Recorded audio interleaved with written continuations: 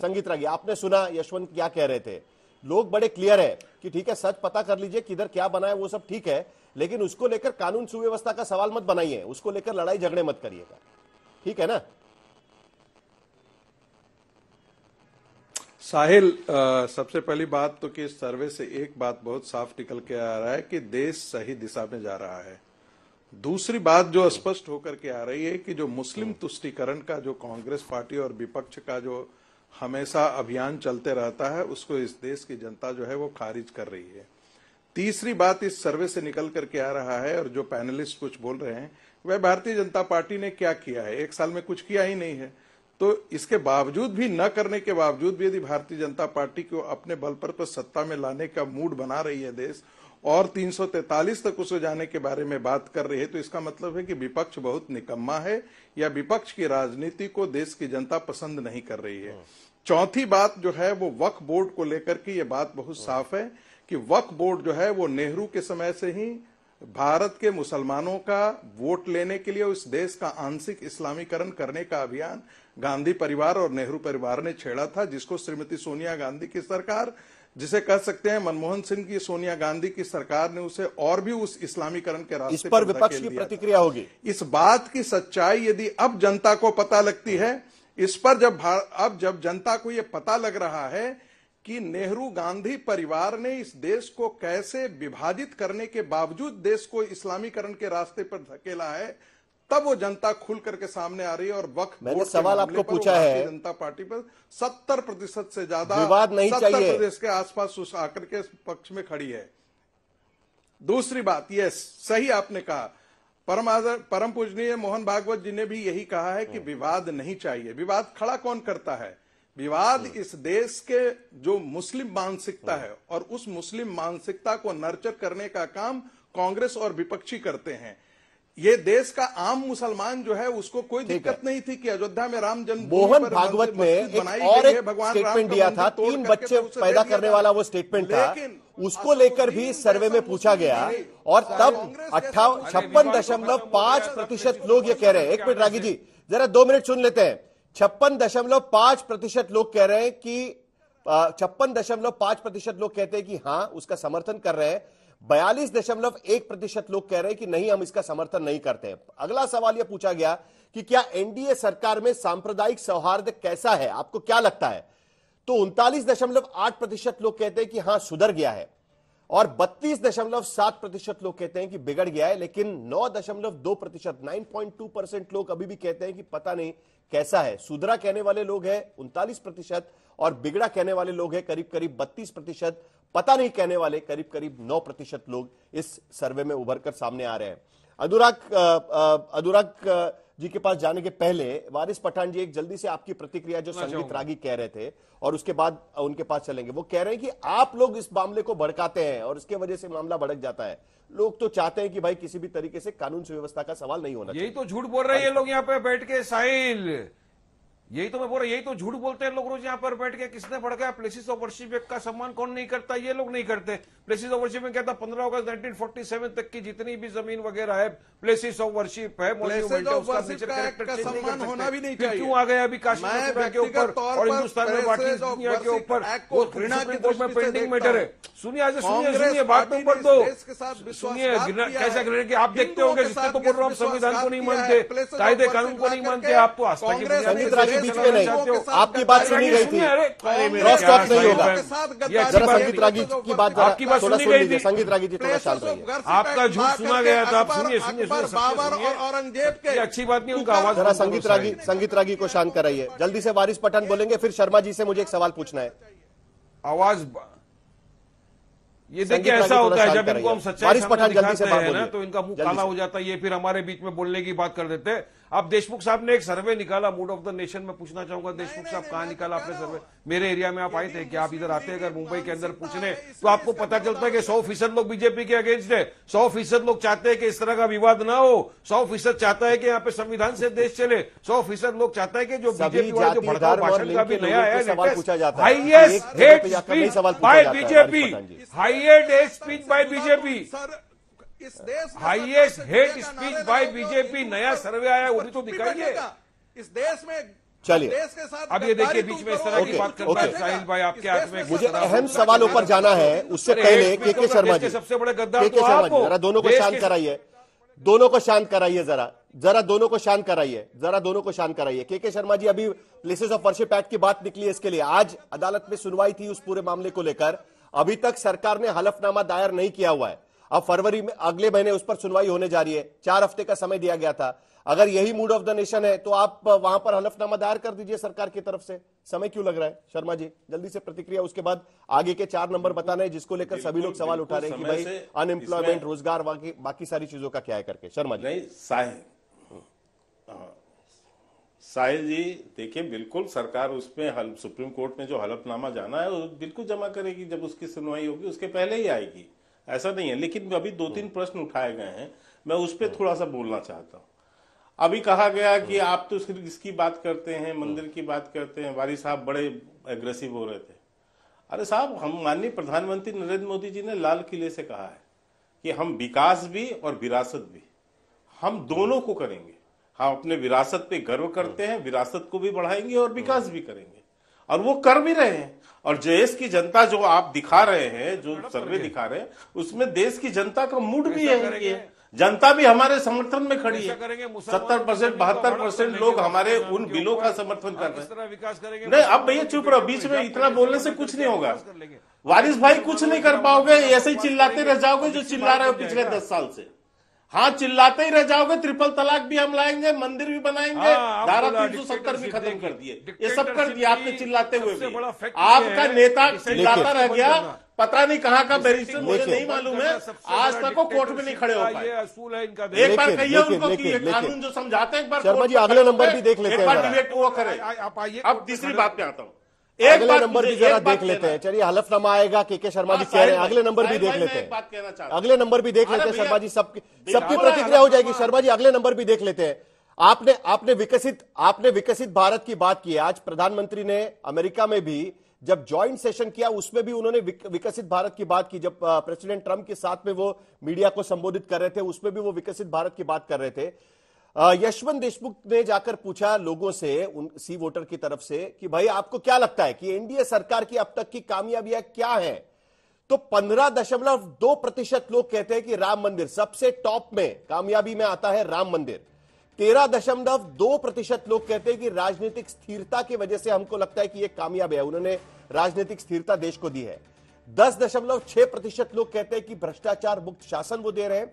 8.6% लोग कहते हैं कि इंफ्रास्ट्रक्चर का विकास यह हमारे लिए जरूरी है, और 7.4% कल्याणकारी योजनाएं, और 7.3% जम्मू कश्मीर से 370 हटाना उपलब्धि मानते हैं। यानी जो पहली 5 उपलब्धियां एनडीए सरकार की मानी जा रही है, उसमें सबसे टॉप में राम मंदिर आता है, नंबर 2 पर आता है राजनीतिक स्थिरता, और उसके बाद आता है भ्रष्टाचार मुक्त शासन।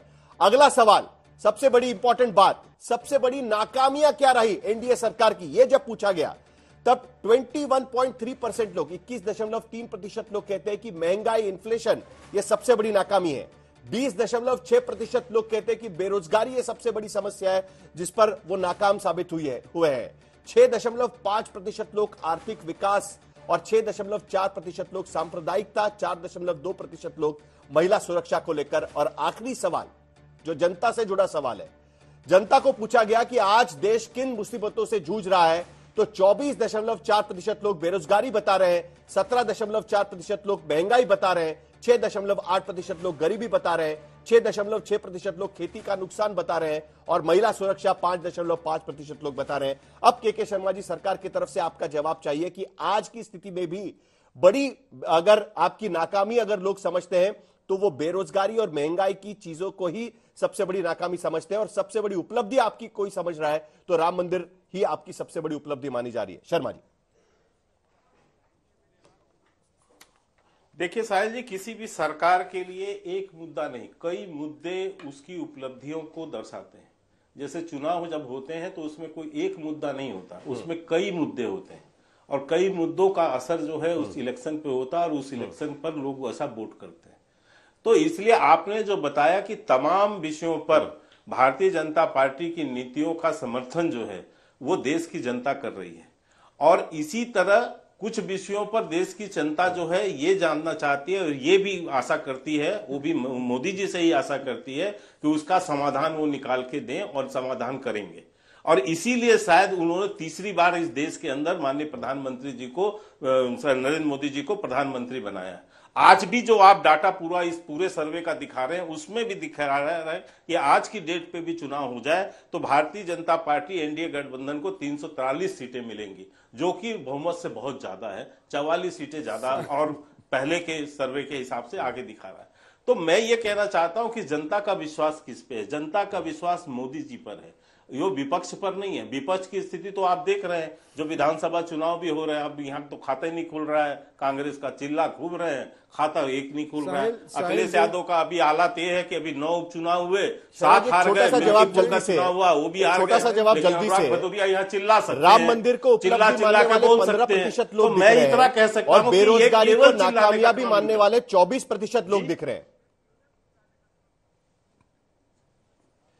राम मंदिर को कामयाबी मानने वाले 15% दोनों का टोटल दिखाएं और तो बेरोजगारी को नाकामयाबी मानने वाले 24% लोग दिख रहे हैं। साहिल जी किससे सवाल कर रहे हैं? पढ़े आप एक पॉइंट को लेकर मैंने कहा कि पहले साहिल जी कि ये देश एक विषय से नहीं चलता, एक मुद्दे पे नहीं चलता। देश चलता है जिसमें सभी विषय समाहित होते हैं, उसमें जो है आपकी उपलब्धियां भी उसी तरह से होती हैं। और यदि उसमें लोगों की आप दिखा रहे हैं महंगाई, बेरोजगारी या तमाम चीजें दिखा रहे हैं, 21% दिखा रहे हैं, तो मैं समझता हूं कि बाकी जो बचे परसेंटेज क्या होंगे? लगभग 79% लोग तो उसके समर्थन में खड़े हो गए।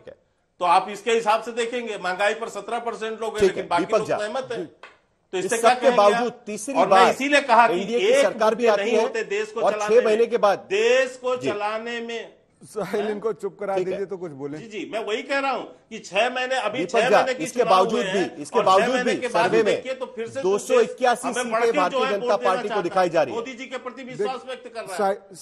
साहिल सर्वे होने के बाद भी, साहिल जी ये मामले रखने के बाद, दीपक झा, साहिल जी 2024 में मई और अप्रैल में, अब मार्च में सारे अच्छे जितने भी सर्वे करने वाले लोग हैं मोदी जी को 400 पार दे रहे थे कि मोदी जी अब की बार 400 पार हो जाएंगे। क्या हुआ उन नतीजों का? टाई फिक्स हुआ। मेरे को एक शेर याद आ रहा है, मेरा कातिल ही मेरा मुंसिफ है, मेरा मुंसिफ ही मेरा कातिल है, मेरे हाथ में फैसला क्या देगा? दिल्ली के चुनाव में कांग्रेस को 0 ही मिल रहा था, 0 ही मिला है। इनको चुप कराइए साहिल जी, इनके 0 ही मिला है अंडा।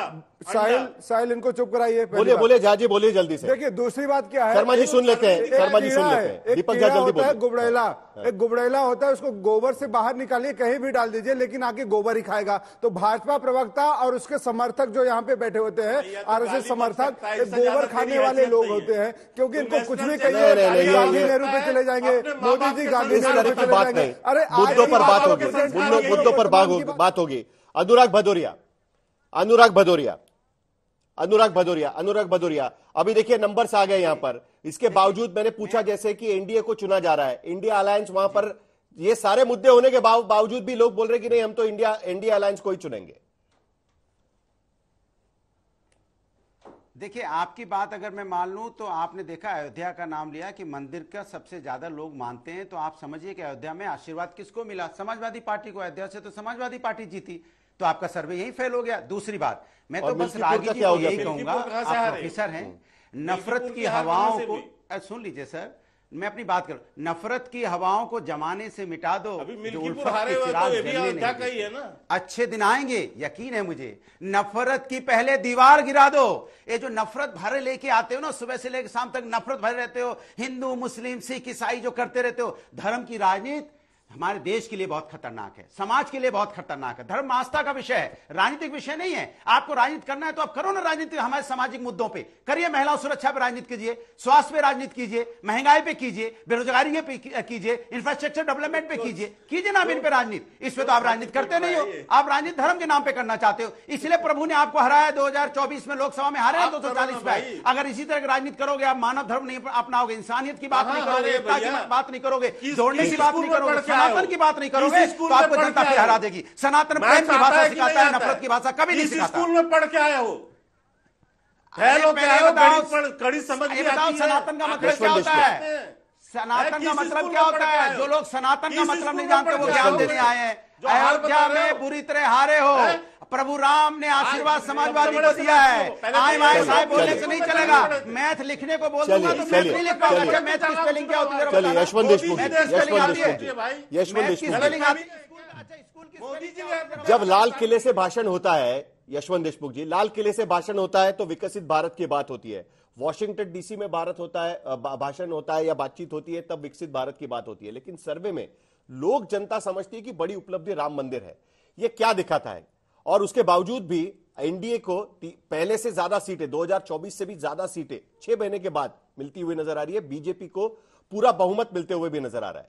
इसको आप कैसे एक्सप्लेन करेंगे? क्या राजनीतिक स्थिरता को यहां पर लोग चुन रहे हैं, या फिर जो समस्याएं हैं उसको हल करने में विपक्ष एक साथ आके वो समस्याएं हल नहीं कर सकती, इसके लिए उनको चॉइस नहीं दिया जा रहा है? यशवंत देशमुख साहिल, मुद्दा नहीं पूछा गया था, जनता से पूछा गया था आप उपलब्धि क्या मानते हैं। मंदिर उन्होंने मुद्दा नहीं बोला, मंदिर उन्होंने उपलब्धि बताया। मुद्दा उन्होंने महंगाई बताया, मुद्दा उन्होंने बेरोजगारी बताया। ठीक है ना, दोनों चीजें बहुत अंतर है।